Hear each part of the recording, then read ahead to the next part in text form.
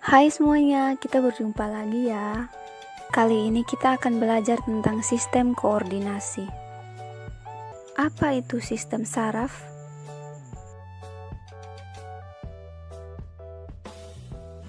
Sistem saraf adalah sistem organ yang terdiri dari jutaan sel-sel saraf yang berbentuk serabut dan saling berhubungan untuk persepsi sensor, aktivitas sadar maupun tidak sadar, homeostatis proses fisiologi tubuh, serta perkembangan pikiran dan ingatan.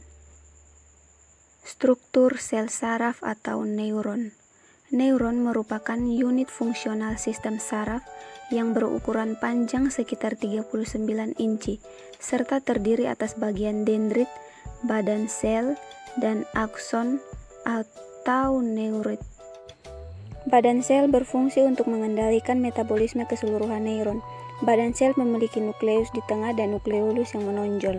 Nukleus tidak memiliki sentriol dan tidak dapat bereplikasi. Yang kedua, dendrit. Dendrit merupakan juluran sitoplasma yang relatif pendek, bercabang-cabang dan berfungsi untuk menerima impuls dari sel lain untuk dikirimkan ke badan sel. Yang ketiga, akson. Akson merupakan juluran yang panjang atau bercabang-cabang berbentuk silindris yang berasal dari badan sel. Ujung akson bercabang-cabang seperti ranting yang berfungsi untuk mengirimkan impuls dari badan sel ke neuron lainnya. Pada umumnya, akson dibungkus oleh substansi lemak berwarna putih. Pada bagian tertentu dari akson tidak diselubungi mielin, yang disebut dengan nodus Ranvier. Nodus Ranvier berfungsi untuk mempercepat jalannya impuls. Jenis neuron berdasarkan fungsinya.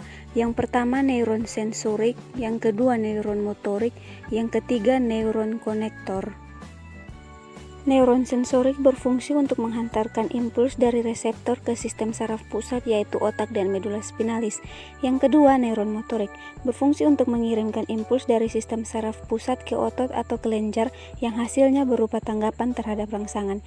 Ketiga, neuron konektor berfungsi untuk membawa impuls saraf di antara bagian-bagian pada saraf pusat. Yang berikutnya jenis neuron berdasarkan bentuknya.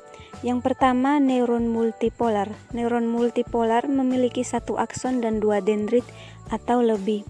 Contohnya neuron motorik yang ada di otak dan medula spinalis atau sumsum tulang belakang. Yang kedua, neuron bipolar. Neuron bipolar memiliki dua juluran berupa dendrit dan akson. Contohnya neuron pada organ indera seperti mata, hidung, dan telinga. Yang ketiga, neuron unipolar. Neuron unipolar merupakan neuron bipolar yang tampak hanya memiliki satu juluran dari badan sel. Contohnya neuron pada embrio dan fotoreseptor mata. Yang berikutnya sel neuroglia atau glia. Sel neuroglia merupakan sel penunjang pada susunan saraf pusat yang berfungsi sebagai jaringan ikat. Sel ini dapat membelah secara mitosis dan sel glia ini mendominasi sistem saraf tepi. Jenis-jenis sel glia. Yang pertama, astrosit. Astrosit berbentuk bintang dan berfungsi untuk menyatukan antar neuron. Yang kedua, oligodendrosit. Oligodendrosit merupakan sel yang berperan untuk membentuk selubung mielin bagi saraf pusat. Yang ketiga, mikroglia. Mikroglia berfungsi untuk pertahanan imun. Yang keempat, sel ependima.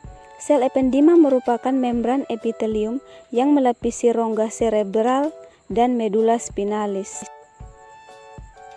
Yang berikut sinapsis. Sinapsis merupakan hubungan antara neuron yang satu dengan neuron yang lainnya. Selain itu juga, sinapsis merupakan titik temu antara ujung akson dari neuron yang satu dengan dendrit dari neuron yang lain. Pada sistem saraf, sinapsis menjadi struktur yang memungkinkan neuron untuk melewatkan sinyal listrik atau kimia ke sel lain maupun sebaliknya. Jadi, ini adalah struktur dari sinapsis. Struktur sinapsis terbagi menjadi 3 bagian yaitu prasinaps atau bagian akson terminal, yang kedua celah sinapsis atau ruang antar prasinaps dan pancasinaps, yang ketiga pancasinaps atau bagian dendrit. Pada celah sinapsis atau ruang antar prasinaps dan pancasinaps terdapat substansi kimia yaitu neuron transmitter. Neuron transmitter ini bersifat mengikat reseptor yang terletak pada membran plasma sel postsinaptik. Neurotransmitter juga berperan dalam mengirimkan impuls. Neurotransmitter ini memiliki dua sifat. Yang pertama sifat eksitasi, yaitu sifat yang dapat meningkatkan impuls. Yang kedua sifat inhibisi, yaitu sifat yang dapat menghambat impuls.